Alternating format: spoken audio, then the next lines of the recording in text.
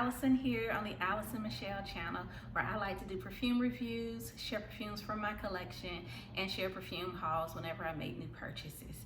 So today's video is going to be a perfume review of a brand new perfume that's relatively new to the market, but also brand new to me. And this is Vie Est Belle Oui by Lancome. So in today's video, I am going to give my thoughts on this perfume as far as how it smells, the performance, the lasting power, how it compares to other perfumes in the Vie Est Belle range, and what it smells like in reference maybe to some other perfumes that you might be familiar with, just to give yourself an idea of what it smells like if you're in a position to where you can't quite test it. So if you're interested in that, please stay tuned.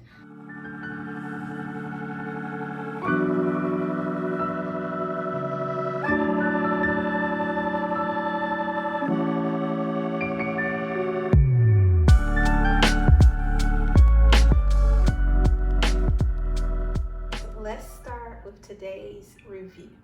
So I have here all three of my Vie Est Belle perfumes that I have in full bottle. I keep a sample of the original Vie Est Belle around, but I don't have a full bottle because I do not like the smell enough to have a full bottle. But I just keep a sample around to kind of remind myself what it smells like, and it also helps me to just remember to not fall for the hype and trick myself into getting a full bottle, because I can do that sometimes. I can look at stuff online and look at reviews and just hear how everyone else is talking about it, and I start to trip myself out like, should I go ahead and get a full bottle? But then I smell the sample and I remember, no, I do not like the original Vie Est Belle, but I do like their flankers. So in today's video, we're going to be talking about their newest flanker, which I went ahead and bought. This is Vie Est Belle Oui, or Oui La Vie Est Belle, but I think on the Lancome site they just call it Vie Est Belle Oui. So starting off with the presentation, obviously that is gorgeous. So we have, basically it's very similar to the original bottle and style in the original Vie Est Belle, but instead of a gray bow, we have this pink sparkly bow, and instead of just the plain bottle, which is beautiful on its own, this sunburst glitter effect has been added. So if you're the type to keep your bottles out and display them, this is a beautiful bottle to display. Behind this bottle of Vie Est Belle Oui, I have my other Vie Est Belles. So this is Vie Est Belle Soleil Cristal, and that's the EDP version. I think it only comes in the EDP. And then this is Vie Est Belle L'Eclat, the EDP version also. It used to have an EDT version, but I think that one's been discontinued.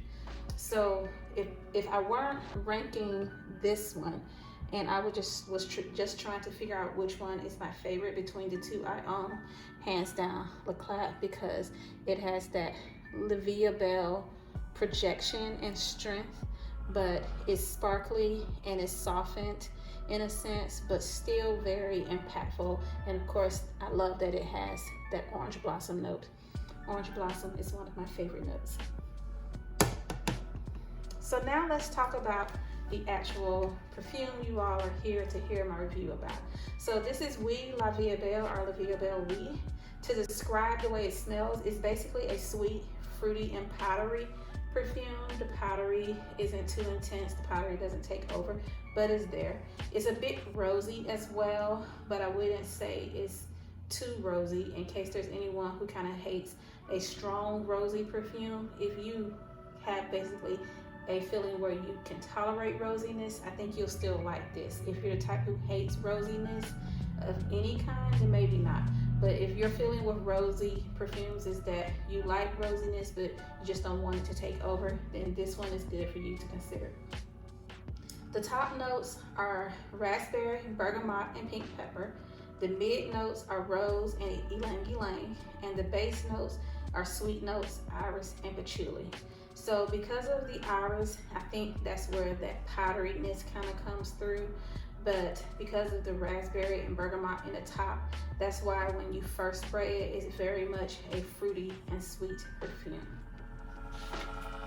So So basically, when I wear this and I smell this, as far as what it reminds me of course, it still reminds me of La Vie Est Belle, the original La Vie Est Belle. It's not as strong on the La Vie Est Belle DNA, of course, because if it was, I probably wouldn't like it as much. The original La Vie Est Belle, to me, is way too intense.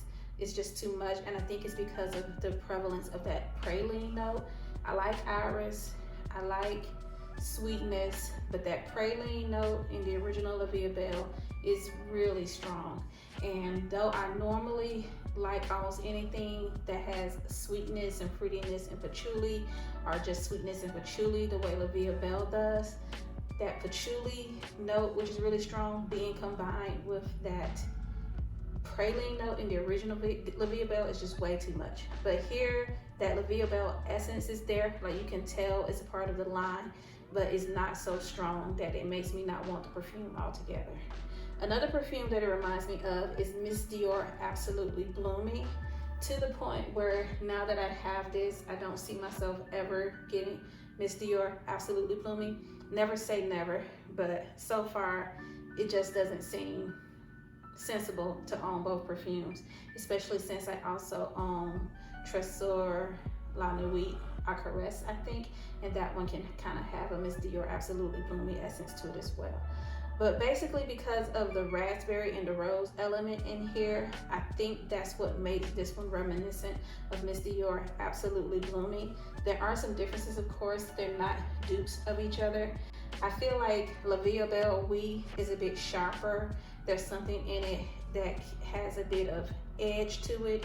And honestly, that edge may be something that turns some people off. It's not the type of edginess where you think of it being something that goes outside of the norm, breaks the rules a little bit. It's edginess that's more like almost jaggedness. Something about the way this is blended is a bit jagged. It's not completely perfect to me, so I can already tell you this isn't a perfume that will ever be in my top 5, but I like it enough, enjoy it enough to own a full bottle. Another difference between this and Miss Dior Absolutely Bloomy is that I feel like Miss Dior Absolutely Bloomy is stronger in the long run. Like, both of these are strong, but Miss Dior Absolutely Bloomy, the strength of its projection lasts longer.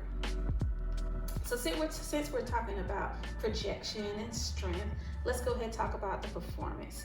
So for me, this one lasts around 8 hours minimum, and I wouldn't be surprised if some people says it lasts 10 hours on them, or some people even say it lasts all day. But I also wouldn't be surprised if some people get the sense that it doesn't last at all, because this one smells so strong that I think there's potential of you going nose blind to it. Basically, the intensity of the smell can almost basically burn away your sense of smell. So I wouldn't be surprised if some people feel like they don't smell this anymore. Projection on this is really intense at first, to the point where it's almost headache inducing. And I say almost, but I might as well just be honest. When I first spray this, I get a little bit of a headache, which is why this isn't one that I would spray like 10 and 20 sprays. So with that in mind, I do have a note of do not overspray this. I don't recommend overspraying it unless you're somebody who just has a high tolerance for really strong perfumes, and Lancome perfumes tend to be really strong as well. I also recommend that you do not overspray this if you're going to be in environments around people who are prone to migraines and headaches and allergies. If that's the case, if you overspray this, you might just ruin their day. So be cautious and considerate when it comes to wearing this one. But even though this one lasts, I would say at least 8 hours, I think after 3 hours, honestly, is much closer to the skin. So even though it starts off beast mode, it does calm down eventually. So it's bearable, even though at first it gives me a slight headache. In regards to when I would wear this, because of how strong this is, I do not recommend this as an office scent. This is not everyday office wear or casual wear at all, until maybe 4 hours later. So say you're not going to the office until 4 hours after you spray this, then yeah, go ahead, spray this in the morning, and then by the time you go to work 4 hours later, it's soft enough for it to not cause problems.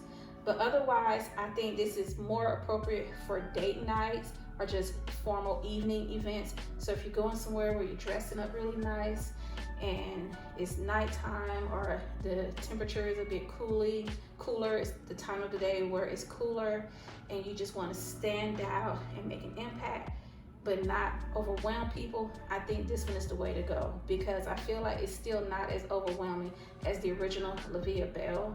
The original La Vie Est Belle would actually just take over the room for a lot of people, the way it wears on most people. But this one, even though it's still strong and it still projects, I feel like it won't take over the room as much as the original La Vie Est Belle does. I do think this one is way too much for outside events like cookouts or beach parties. This would not be appropriate at all for a cookout or a beach party, especially since most of the time cookouts and beach parties are scheduled for warmer weather. You're probably going to just ruin someone's day again or kind of choke people out. So finally, if I talk about the ranking, if I rank this in regards to my La Vie Est Belle experience, I can't rank it in the entire La Vie Est Belle collection because I don't own all of those. But if I rank this within my La Vie Est Belle experience as far as the La Vie Est Belles that I've tried and the ones that I own, L'Eclat is still number one. I just doubt that will ever change. Again, never say never, but when I wear this, I just feel absolutely in love with myself, and nothing can replace that feeling in regards to the other La Vie Est Belles that I've experienced. So then if we do the ranking or continue with the ranking, it's basically between these two. But when I judge these two, I think I still enjoy the scent of La Vie Est Belle Soleil Cristal better because it's just more unique. Like that La Vie Est Belle DNA is there, but this one is salty, coconutty, and creamy, and it almost veers more away from the La Vie Est Belle DNA, which makes it stand out more to me and makes it more unique. But if I judge by performance, La Vie Est Belle Oui wins because it does perform better.